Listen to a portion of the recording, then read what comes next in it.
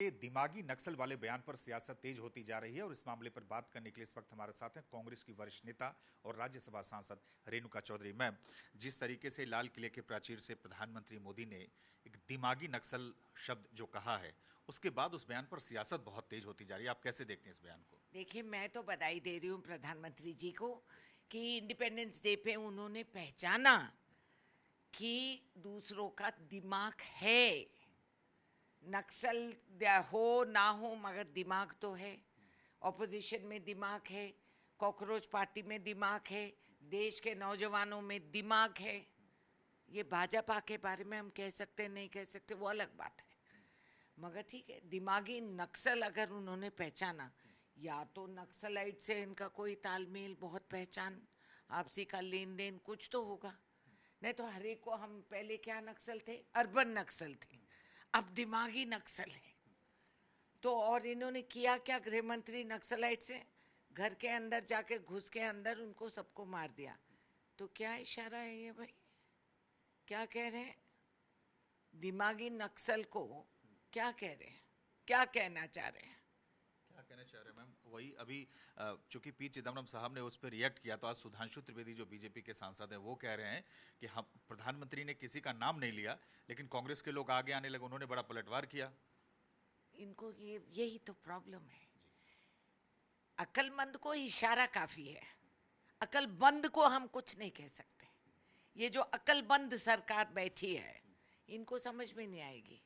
अगर हमने नाम नहीं लिया, क्यों नहीं दुल्हन हो, शर्मा रहे हो नाम लेने में, काफी है, सारा देश पहचान ली, इनको समझने में देर लग रही है। क्या लगा मैम कि बातों बातों में क्या वो कटाक्ष करना चाह रहे थे, विपक्ष पे हमला बोलना चाह रहे थे? क्या आप देखते जाइए ये क्या करेंगे।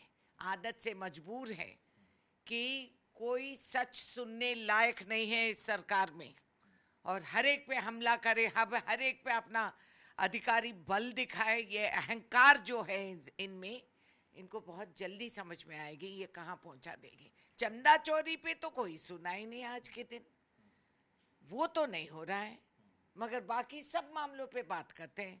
किसकी मन की बात है ये? सुधांशु त्रिवेदी मैम आज बड़ा हमला किया, उन्होंने कहा कि नक्सलवाद की बात करते हैं, और नक्सलवाद के मामले पे अगर हम देखें तो उनका साफ तौर से कहना है कि ये कोई पहला मौका नहीं है। जब डॉक्टर मनमोहन सिंह की सरकार थी तो कहते थे नक्सलवाद बड़ी समस्या, इस सरकार में हमने नक्सलवाद खत्म किया। जो कांग्रेस है वो नक्सलवाद को खाद पानी देती रही है। देखिए, ये लोग अनपढ़ लोग हैं, कभी पढ़े लिखे हैं देश के इतिहास को?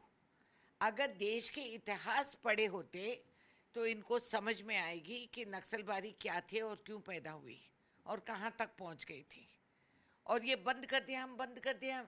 तुम खुद बंदूक लेके बैठे हो, बच्चों पे तोप चला रहे हो, तो तुम क्या चीज हो? ये मैं पूछूं उनसे, आप क्या हैं, आप क्या करते हैं?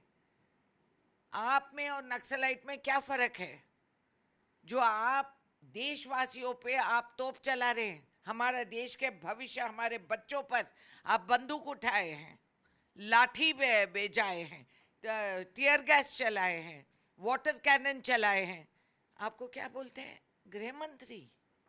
सरकार जो लोगों के हित में काम करना चाहिए, आपने ही देशवासियों पे हमला किया है, शर्म करो। बहुत धन्यवाद। तो ये थी रेणुका चौधरी, कैमरा में जयदीप बालाजी के साथ सुमंत कुमार, जी मीडिया, दिल्ली। मैम, आखिरकार बीजेपी के नवनियुक्त जो राष्ट्राध्यक्ष नितिन नवीन, 7 महीने बाद उनकी टीम की घोषणा हो गई है, ऐलान हो गया।